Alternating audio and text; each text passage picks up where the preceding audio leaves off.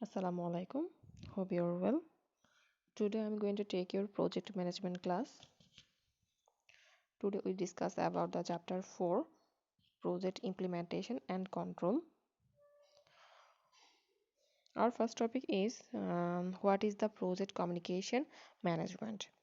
Normally আমরা communication বলতে বুঝি যখন আমরা কোনো একটা ব্যক্তির সাথে কোনো কথা বলি কমিউনিকেট করে থাকি দ্যাট মিনস হচ্ছে একটা সেন্ডার থাকে একজন রিসিভার থাকে আমার ইনফরমেশন এক্সচেঞ্জ করে থাকি একজনের থেকে আরেকজনের কাছে ইনফরমেশন এক্সচেঞ্জ হয়ে থাকে সেমভাবে এখানে আমরা যখন প্রজেক্ট কমিউনিকেশন একটা প্রজেক্ট নিয়ে কাজ করব তখন আমাদের কিছু কমিউনিকেশন করতে হবে ওই প্রজেক্টের যে সকল ইনফরমেশন দরকার থাকবে যে সকল একটা প্রজেক্টকে সাকসেস করার জন্য যে সকল ইনফরমেশন দরকার থাকে সেগুলো আমার এক্সচেঞ্জ করতে হবে আম, আমার যাতে প্রজেক্টটা সাকসেস হয় সেদিকে যাবতীয় ইনফরমেশনগুলো গ্যাদারিং করতে হবে কালেক্টিং করতে হবে এবং সেগুলো সাকসেসফুলি টাইমলি এনশিওরিং করতে হবে আমার পারফেক্ট যে অ্যাপ্রোপ্রিয়েট বা যে আমার রিসিভার থাকে তার কাছে পৌঁছাচ্ছে কিনা that means that the project communication management means the process required to ensure timely and appropriate generation, collection, distribution, storage, retrieval, and ultimate disposition of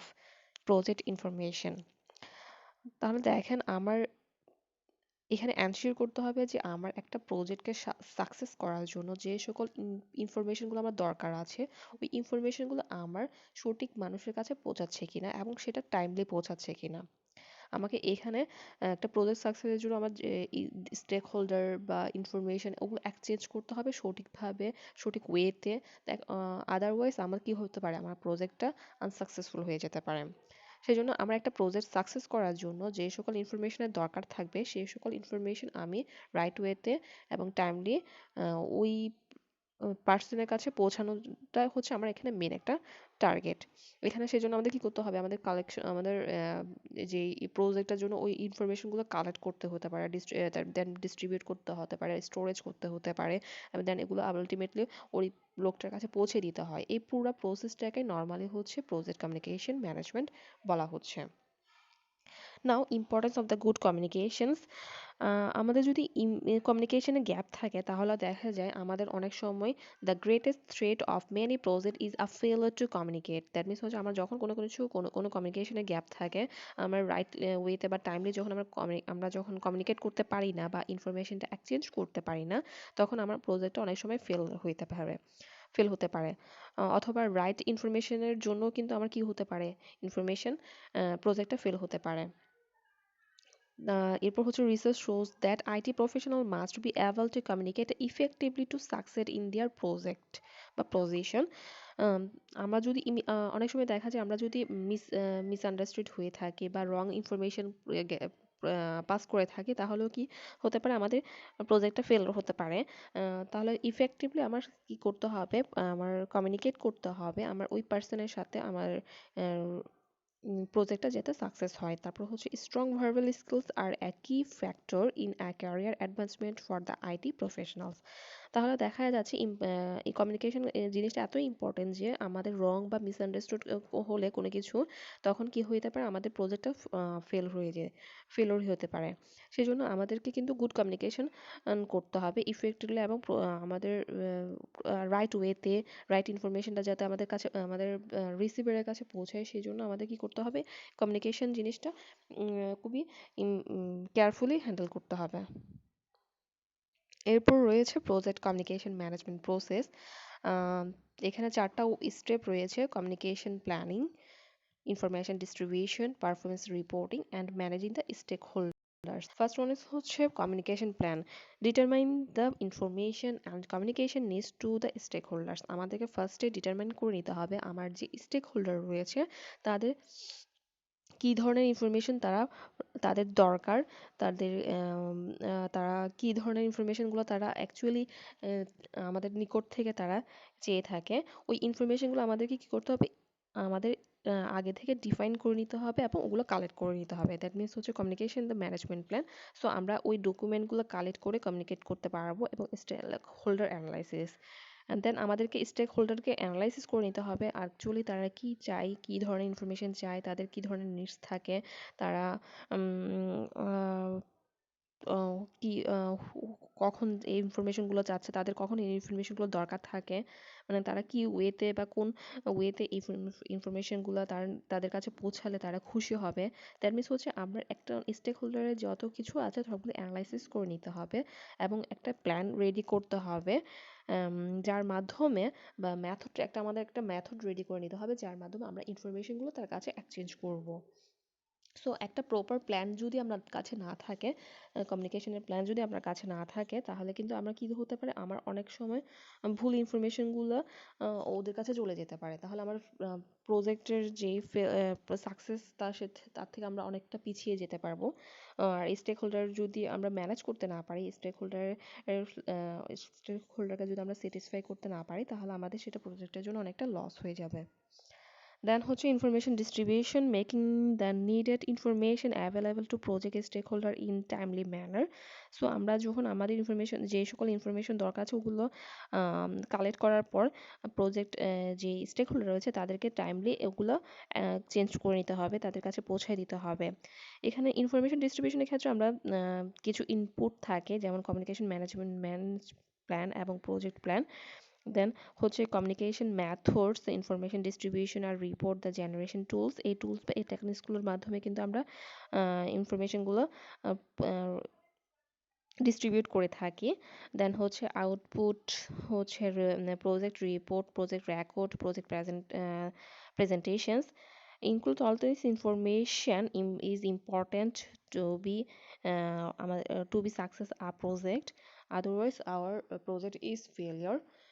normally আমরা যে মেথডটা এখানে আমাদেরকে ফার্স্টে মেথড এই পার্টটা হচ্ছে আমাদেরকে আগে একটা জিনিস ঠিক করে নিতে হবে, আমরা কোন মেথডটা ফলো করে আমাদের ইনফরমেশনগুলো পাস করব। Normally face to face interaction হতে পারে, যখন শর্ট ফ্রিকোয়েন্স মিটিংয়ের মাধ্যমে often a very effective IT project stand up the meeting force people are focus on when they are really need to communicate.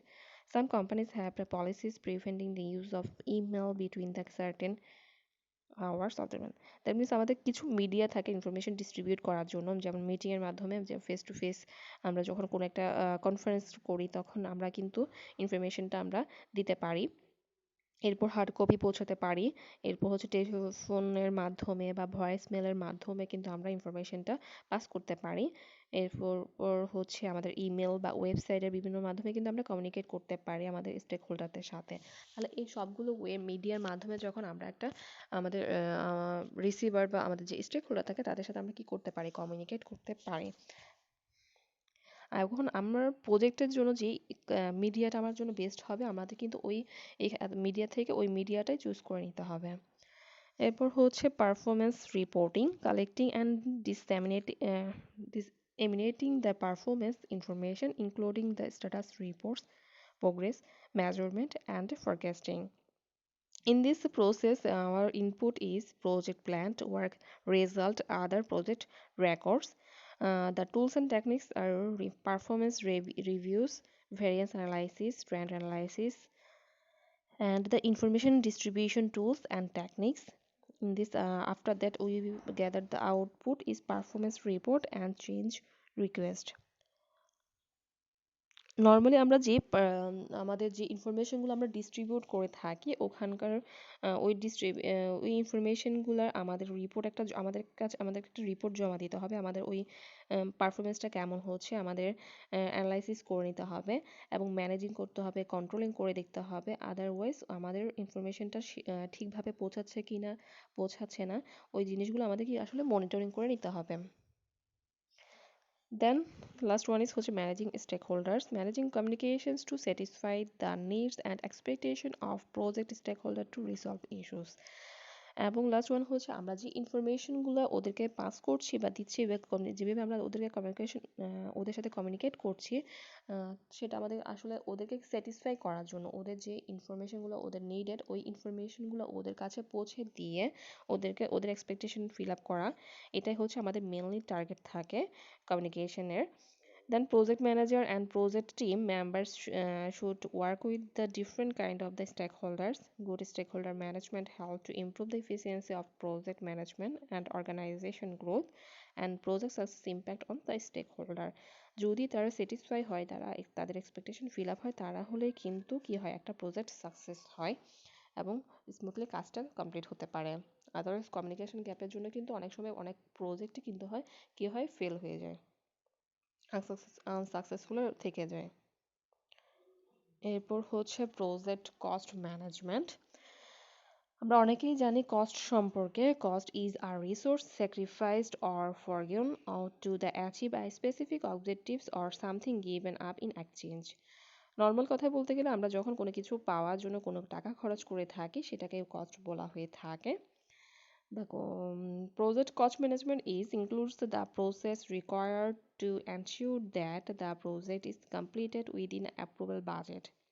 Project cost ম্যানেজমেন্টটা হচ্ছে আসলে যে আমাদের এস্টিমেটিং করা, বাজেটিং করা, ফাইন্যান্সিং করা, ফান্ডিং করা, ম্যানেজিং করা, কন্ট্রোলিং করা, সবগুলা কস্টকে। তাহলে একটা প্রজেক্টের জন্য যে সকল কস্ট হতে পারে সেগুলো এস্টিমেট করে, সেগুলোকে বাজেট করে এবং ফান্ডিং করে, ম্যানেজ করে, কন্ট্রোল করে প্রসেসটা কমপ্লিট করাটাকে নর্মালি প্রজেক্ট কস্ট ম্যানেজমেন্ট বলা হয়ে থাকে। প্রজেক্ট কস্ট ম্যানেজমেন্টের একটা প্রসেস রয়েছে, যে প্রসেসের মাধ্যমে আমরা নর্মালি কস্টগুলোকে এস্টিমেট করতে পারবো এবং চেক করতে পারবো সেটা রাইট ওয়েতে প্রপারলি ইউজ হচ্ছে কি না। এর আগে কিছু কথা বলে নিই। কস্ট আমাদের কিন্তু বিভিন্ন ধরনের কস্ট থাকে, ফিক্সড কস্ট থাকে, ভ্যারিয়েবল কস্ট থাকে, ডিরেক্ট কস্ট থাকে, ইনডিরেক্ট কস্ট থাকে।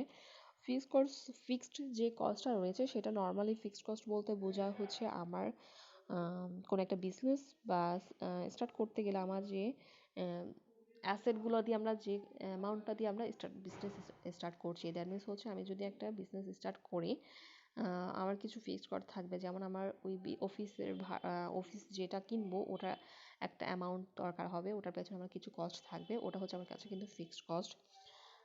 বা আমার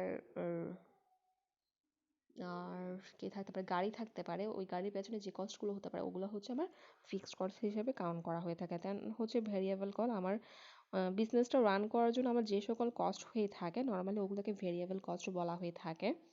এরপর হচ্ছে ডিরেক্ট কস্ট।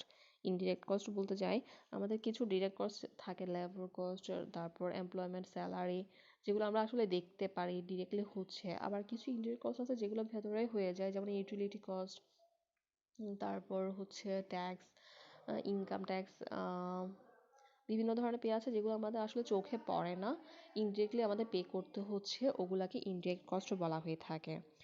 নাও আমরা প্রজেক্ট কস্ট ম্যানেজমেন্ট প্রসেসে চলে আসি। এখানে 3টা স্টেপ আমরা ফলো করে থাকি: estimating the cost, determining the budget and control the cost.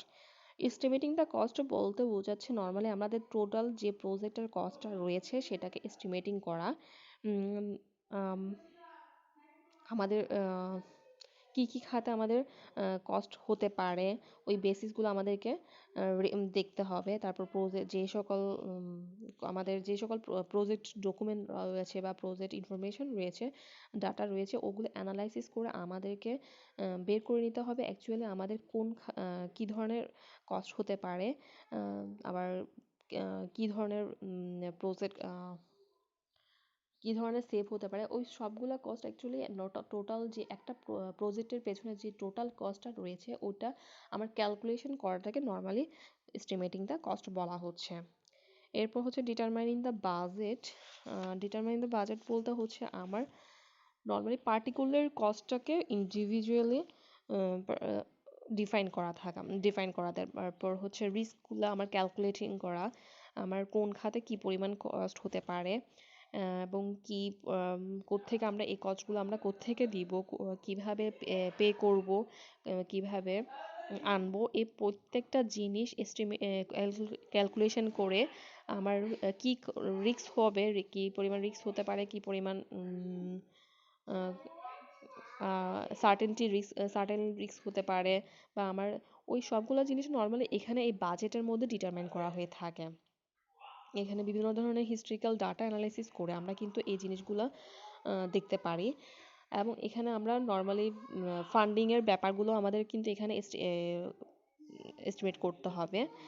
আমরা কোথা থেকে ফান্ডিং করব এবং কোত্থেকে ওই ফান্ড কিভাবে ওই ফান্ড থেকে আমাদের কস্টগুলো পে করব, এই সবগুলা জিনিস এখানে কিন্তু ডিটারমাইন করা হয়ে থাকে। দ্যাট মিনস হচ্ছে আমরা যেভাবে বাজেট, একটা ওভারঅল বাজেট দেখি, ওই বাজেট কোন খাতে কত টাকা খরচ হচ্ছে, কোন খাত থেকে কত টাকা, আস্তে আস্তে ওভারঅল একটা বাজেট এই প্রজেক্টের জন্য রেডি করে নিতে হবে। এরপর হচ্ছে control the cost. This is the last project. Normally monitor করে থাকা, আমাদের কিন্তু প্রত্যেকটা প্রজেক্ট যে ম্যানেজার থাকে তাকে কিন্তু রেসপন্সিবল থাকতে হয় প্রত্যেকটা কস্ট কাজের জন্য। সো কস্টের ক্ষেত্রেও সেমভাবে তাকে কিন্তু রেসপন্সিবল থাকতে হবে, কোন খাতে কী পরিমাণ কস্ট হচ্ছে, কেন কস্ট হচ্ছে, ওগুলোর এক্সপ্লেনিং কিন্তু তাকে উপরের লেভেলে যারা থাকে তাদেরকে দিতে হবে। আলটিমেটলি আমরা এই কস্টের থেকে কিন্তু পারফরমেন্স রিপোর্টগুলো পেয়ে থাকি। তারপর হচ্ছে আমাদের ডাটা অ্যানালাইসিস এক্সপার্টিস, এরা কিন্তু এক্সপার্ট জাজমেন্ট, এরা সবাই কিন্তু নর্মালি এই প্রসেসে হেল্প করে থাকে আমাদেরকে এই জিনিসগুলো এস্টিমেটিং করতে, বাজেটিং করতে এবং কস্টটা কন্ট্রোল করার জন্য। এভাবে নর্মালি একটা প্রজেক্ট ম্যানেজমেন্ট কস্ট করা হয়ে থাকে। This is the way of project cost management.